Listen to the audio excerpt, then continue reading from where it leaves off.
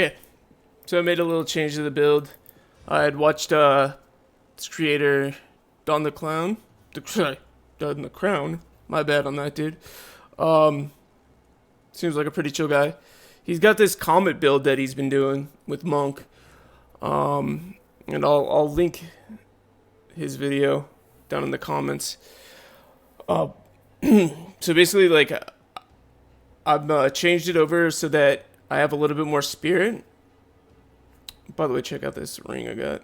That started out as like the fire damage and the light radius plus mana, and then like landed that fire resistance, which I really need. I actually need a lot of more resistance, to be honest. So with this build, you're gonna need a little bit more mana reduction, regeneration. I got 86 per second, because elemental invocation, it still costs mana to do this. What it does do though is, here, let me take this out real quick. So you got Comet in here. You're like, why bother even using elemental invocation?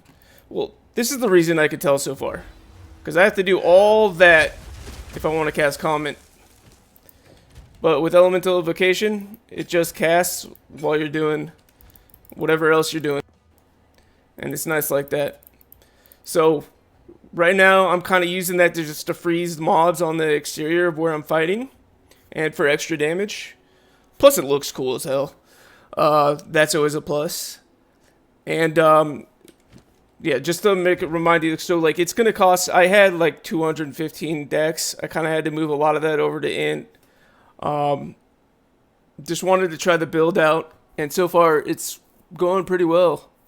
It is a little bit tougher to play because I'm still doing all the other things like charging my staff. What's great about this though is like, before I was using elemental invocation, I was using I don't remember what it's called, but what it does is it changes power. Like if you have a power charge, it takes one every like 6 seconds, and it gives you 15% more critical hit chance if you have a power charge at that time, which was kind of draining up how much I could use charge staff. So now, like, having just this elemental invocation, I have the the charge staff up all the time.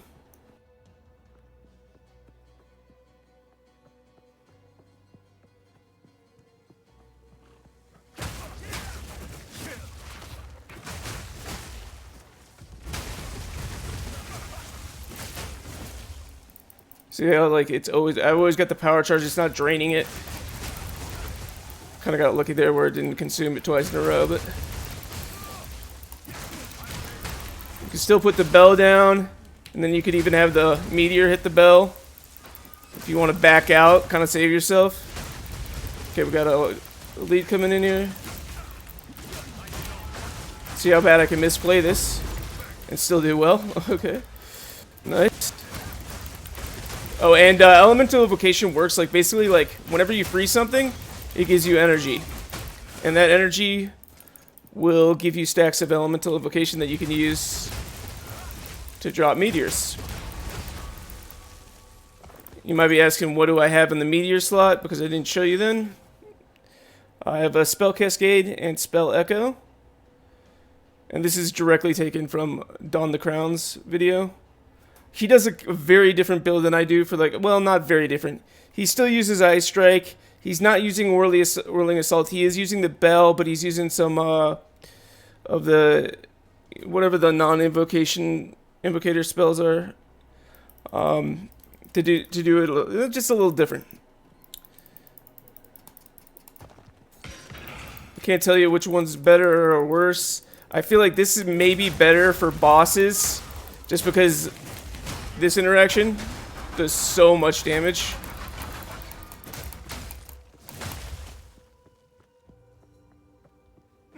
And I haven't really gotten to bosses in.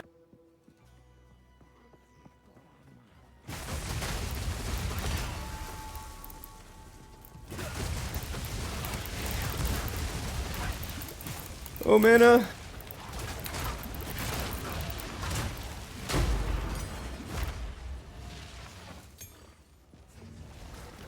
Did not play that well.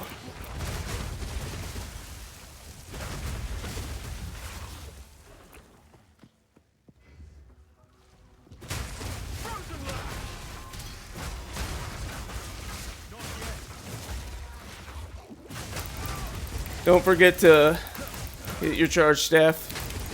It's huge.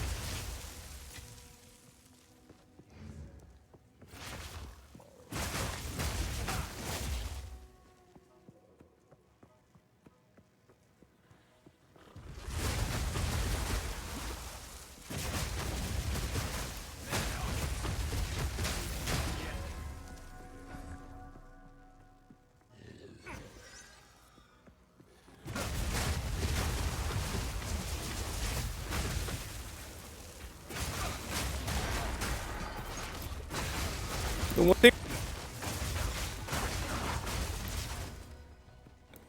because this build's not overpowered enough, right? I wish they would like let you do charge staff while you're doing other animations instead of having to do like it's pretty quick. Like you just basically turn on the lightsaber. But it would be cool if you could just do that while you're doing the, and not have to interrupt. See, like I'm hitting Q while I'm doing that, and it's not doing anything. But I got a second there to do it, and it went through. It's just like a little quality of life change that would be nice. Anyway, I hope you guys are having a great time. I'm loving PoE 2, and I'll see you guys later.